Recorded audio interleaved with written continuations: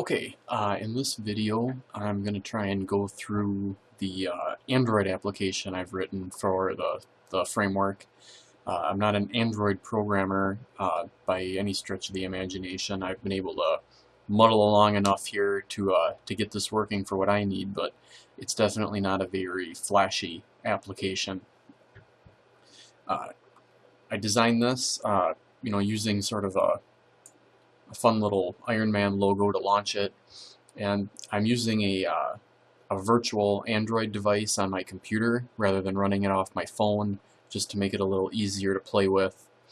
So the only thing that doesn't work exactly is you'll see this button says Recognizer not present, and that means that the speech-to-text functionality that would exist on your Android phone doesn't exist here in the virtual device.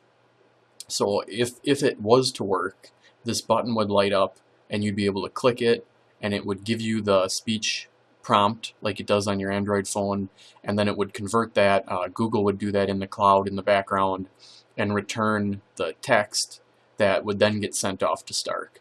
So for these examples, I'll just have to type the text manually with the type command option here in the menu. So there's a few things you can do. If you go into the settings, you can set the address for the Stark server, and then you have to set your username and password. Like all the other clients I've shown, this is user-based, so you have to be able to authenticate yourself to the system. You can also name your device, and this is useful for when the phone sends notifications. You may have more than one Android device or a tablet. You can set a name for them. Then some of these more advanced settings, you can automatically send the first match when you're doing a speech to text. Normally I check this because it's pretty good. It gets it right about 98% of the time. You can play the WAV files that are returned through your speakers or your speaker on your phone.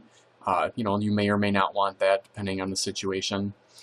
And then you can broadcast events from your phone to the system.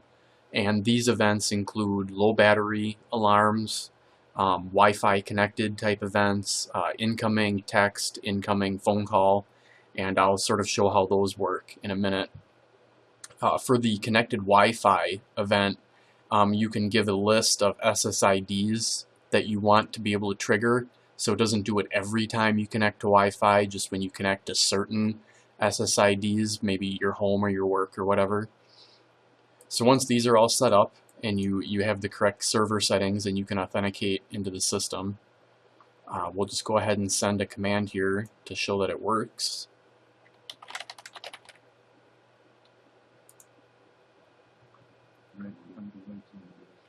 So it sort of emulates a chat system. You get back and forth. What did you send? What got returned? If we do another one here,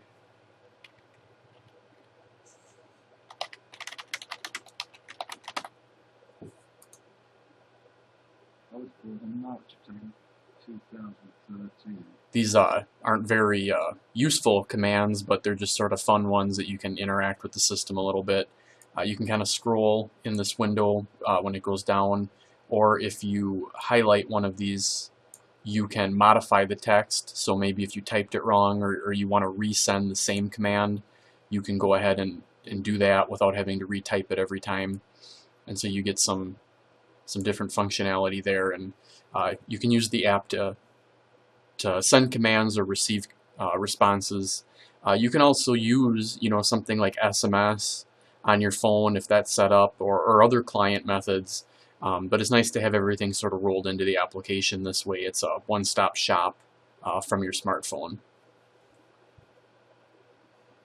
Going into the events, given that this is a virtual application, kind of one of the nice things here is we can simulate things like text messages and battery alarms, things like that.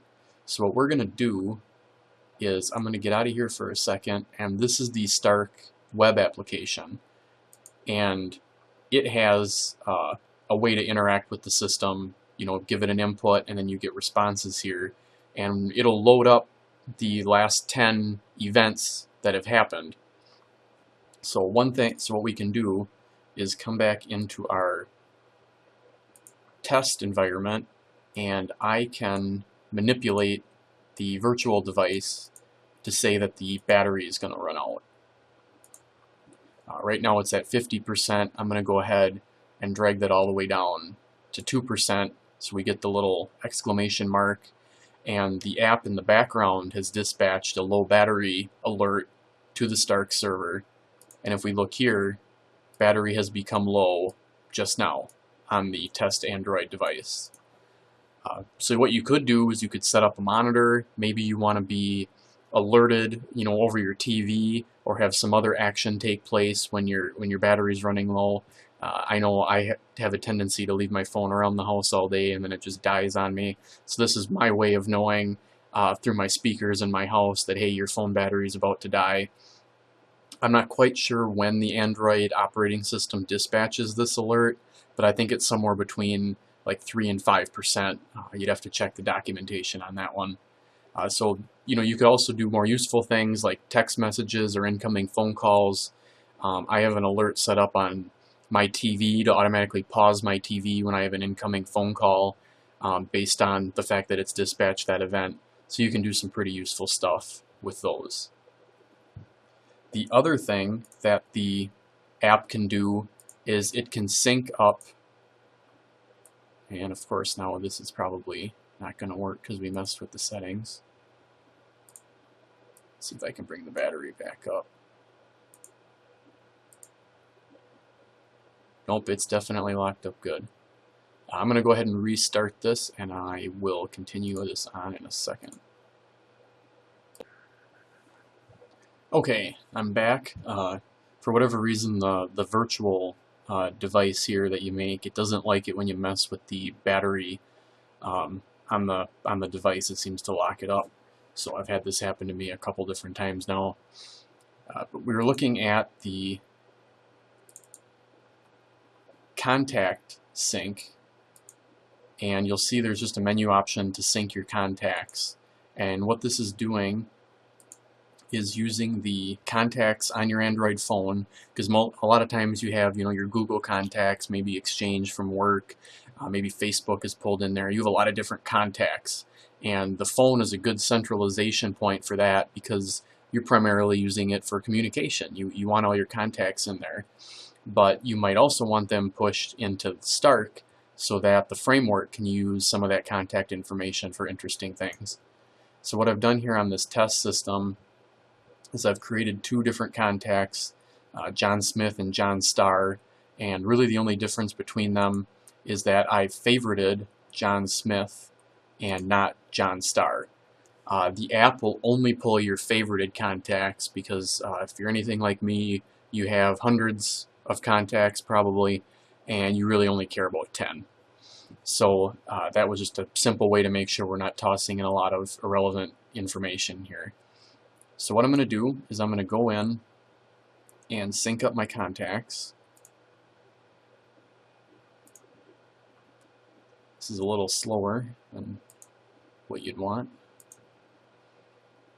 And you get this little notification, contacts updated. It only had to send one, so that didn't take very long. But if we go back here into the web interface, you'll see there's a contacts module. It's one of the base modules that it gets brought in, and what that does is gives you some different commands you can run on the contacts. You have find a user, get an email address, get a phone number, or you can check when you've last updated your contacts if that's something you want to look at. I didn't have the phone scheduled to automatically do it. That's something you could write a service for in the application, but my contacts don't change that often, and for me it was just a lot easier to sync them up myself when I wanted to do it, rather than have yet another battery draining task running in the background.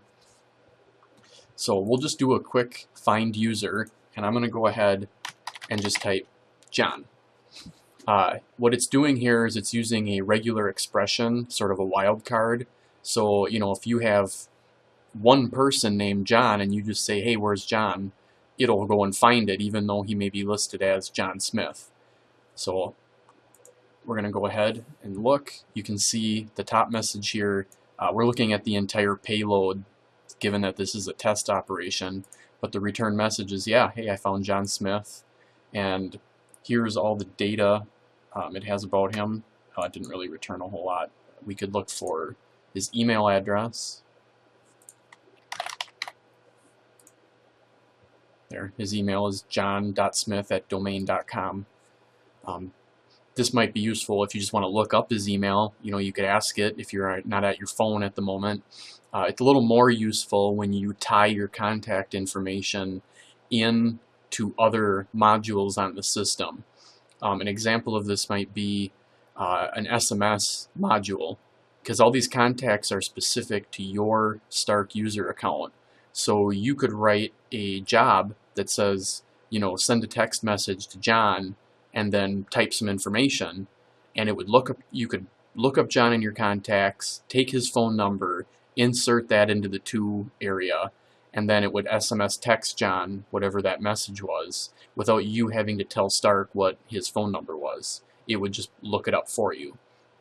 You could do a similar thing, you know, with an email message. If you wanted to send address information, you know, potentially you could write some integrations with different systems based on that.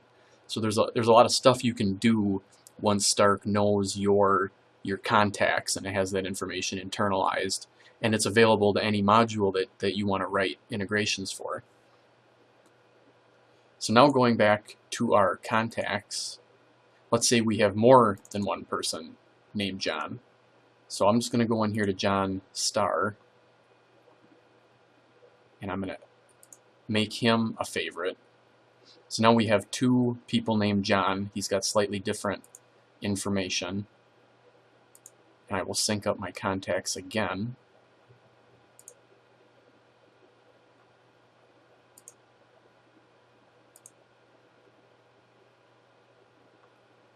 And now we'll go back and we'll try and find John's email again.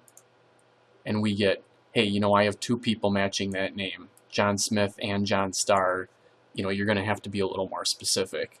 So now, because it's found more than one match, I have to give it the specific to narrow it back down to one again.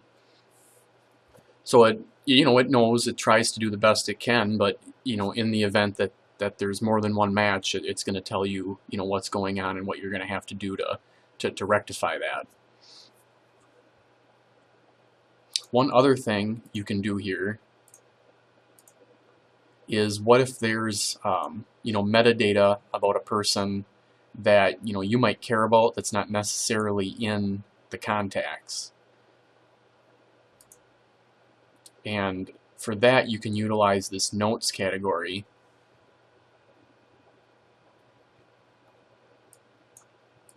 Like, one thing I like to do is, one of the modules is integration with a Minecraft server. And so I like to add a field for the Minecraft username of the people that I play with, some of my friends when we play online, so that I can have Stark correspond their Minecraft username information with their contact information, and I can issue Minecraft commands without having to know their username, because Stark will look that up for me. I can just say, hey, teleport John, you know, wherever, and it'll look up John, it'll look up his Minecraft username, it'll send that over to the Minecraft server and issue the command, and I can sort of do it more in a real human interaction rather than having to look up all these different Minecraft commands all the time. This is a very you know, basic idea, but you can see how there may be more information than what you're available to put into a contact that you would normally care about, and this is a way to bring that over and tag that as metadata.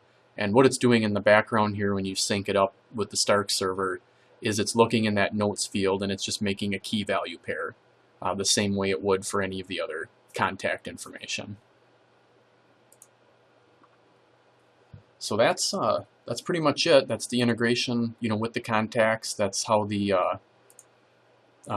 the Android application works and how you can, basically keep the entire system in your back pocket if you wanted to, so you can, issue commands or have things issued automatically for you based on, Wi-Fi connectivity or SMS received, things like that.